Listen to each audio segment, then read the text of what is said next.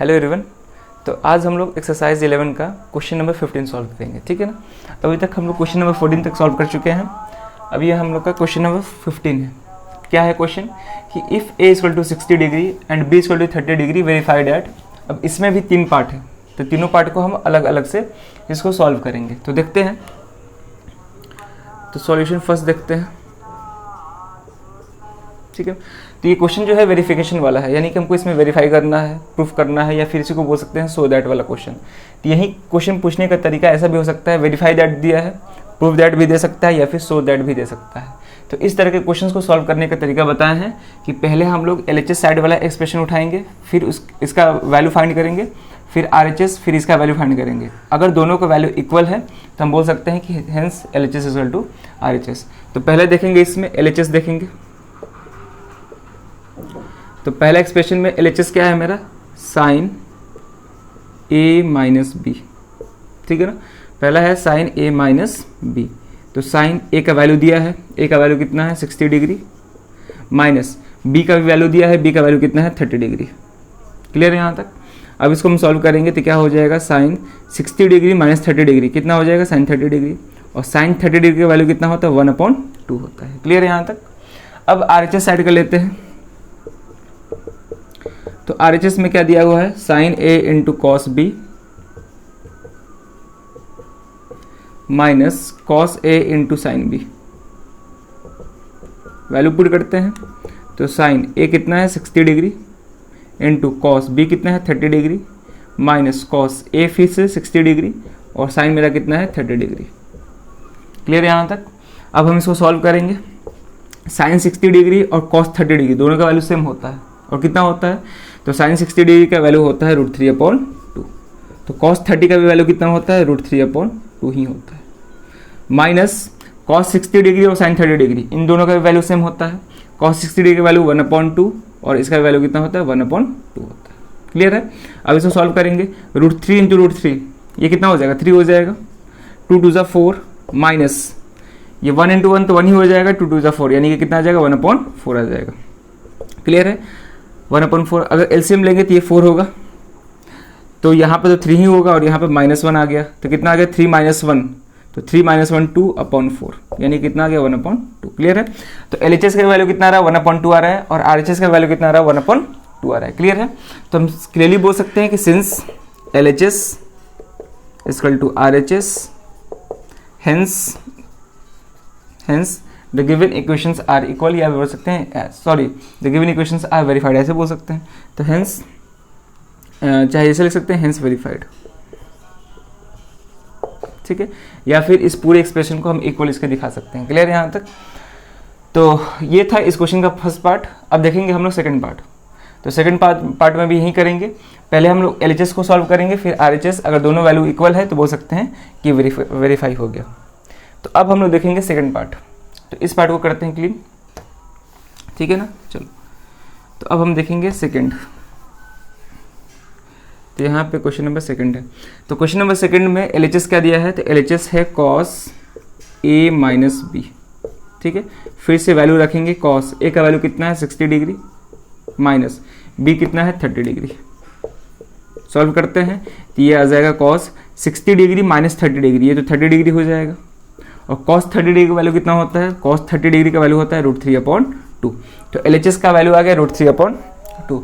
अब RHS देखते हैं। तो RHS में कौन सा एक्सप्रेशन दिया हुआ है, तो RHS में दिया हुआ है cos A into cos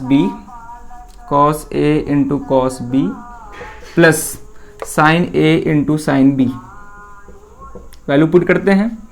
cos A कितना है मेरा 60 डिग्री, कॉस B कितना है मेरा 30 डिग्री प्लस साइन A कितना है मेरा 60 डिग्री, और यहाँ पे फिर से B कितना हो जाएगा 30 डिग्री हो जाएगा। क्लियर है यहाँ तक। चलो, तो यहाँ पे कितना आ जाएगा, cos 60 डिग्री, cos 60 डिग्री का वैल्यू कितना होता है 1/2 होता है। cos 30 डिग्री का वैल्यू कितना होता है √3/2 होता है, प्लस साइन 60 डिग्री, तो साइन 60 डिग्री का वैल्यू होता है √3/2। साइन 60 डिग्री और cos 30 डिग्री का वैल्यू सेम होता है। उसके बाद into sine 30 degree, sine 30 degree value कितना होता है 1/2 होता है। क्लियर है यहाँ तक। सॉल्व करते हैं तो 1 × √3 कितना हो जाएगा, ये तो √3 हो जाएगा √3, 2 2 ज़ा 4 प्लस यहाँ भी √3 और 2 2 ज़ा कितना हो जाएगा 4 हो जाएगा।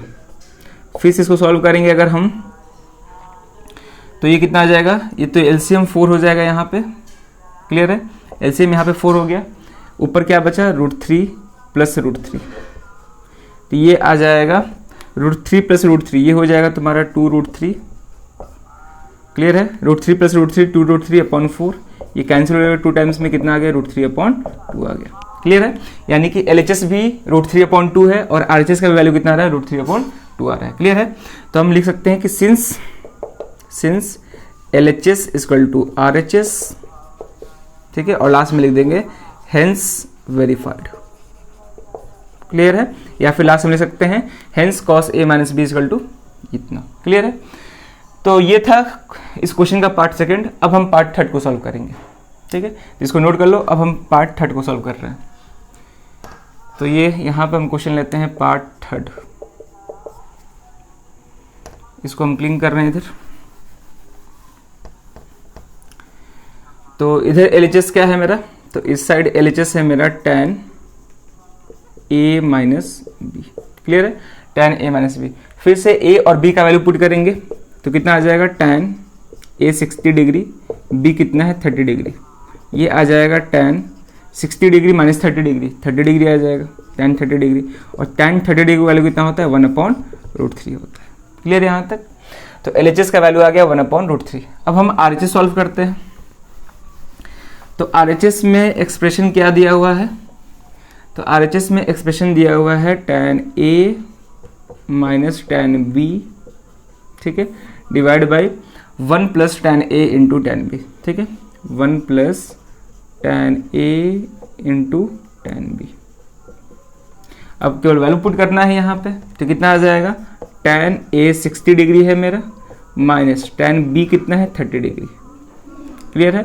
जस्ट वैसे ही divide by 1 plus tan A कितना है 60 डिग्री, tan B कितना है मेरा 30 डिग्री, क्लियर यहाँ तक। तो tan A 60 डिग्री और tan B कितना था 30 डिग्री। अब हम इसको सॉल्व करते हैं। tan 60 डिग्री का वैल्यू कितना होता है √3 होता है, माइनस tan 30 डिग्री का वैल्यू कितना होता है 1/√3 होता है, क्लियर है। tan 60 का √3 और tan 30 का 1/√3 अपॉन में 1 प्लस tan 60 डिग्री का वैल्यू, फिर से tan 60 का वैल्यू √3 इंटू है यहाँ पे tan 30 का वैल्यू कितना होता है 1/√3, ये तो कैंसिल आ गया। कितना होगा यहाँ पे, अगर हम इसको सॉल्व करेंगे तो √3 नीचे हो जाएगा एलसीएम, और √3 इंटू √3 ये 3 हो जाएगा -1, क्लियर है, -1 हो गया। अब यहाँ पे क्या बचा 1 प्लस, ये कैंसिल हो गया तो यहाँ भी 1 हुआ, तो 1 + 1 2 हो जाएगा। इसको सॉल्व करें तो अगर हम इसको सॉल्व करेंगे तो 3 - 1 तो 2 हो जाएगा अपॉन √3, और पूरे के डिवीजन में क्या है 2 है, क्लियर है। अगर इसको फिर से सिंप्लीफाई करेंगे तो 2 से 2 कैंसिल, मेरा लास्ट में क्या आएगा 1/√3 आएगा, क्लियर है। तो यानी कि यहाँ पे LHS भी वैल्यू कितना आ रहा है 1/√3, और RHS की भी वैल्यू कितना आ रहा है 1/√3 ही आ रहा है। तो हम बोल सकते हैं कि since LHS equal to RHS, last में फिर से वही बात लिखेंगे, since LHS equal to RHS hence verified लिख के छोड़ देंगे, या फिर अगर चाहें तो इस पूरे इक्वेशंस को हम लिख सकते हैं, पूरे एक्सप्रेशन को लिख सकते हैं, तो हेंस वेरीफाइड, क्लियर है यहाँ तक। तो इस क्वेश्चन में टोटल 3 पार्ट थे और इस तीनों पार्ट को ही वेरीफाई करना था, ठीक है, क्लियर है यहाँ तक। तो अब हम मिलते हैं नेक्स्ट वीडियो में, ठीक है, इस वीडियो में केवल इतना ही रहेगा, अब मिलते हैं हम नेक्स्ट वीडियो में नए क्वेश्चन के साथ। Thank you.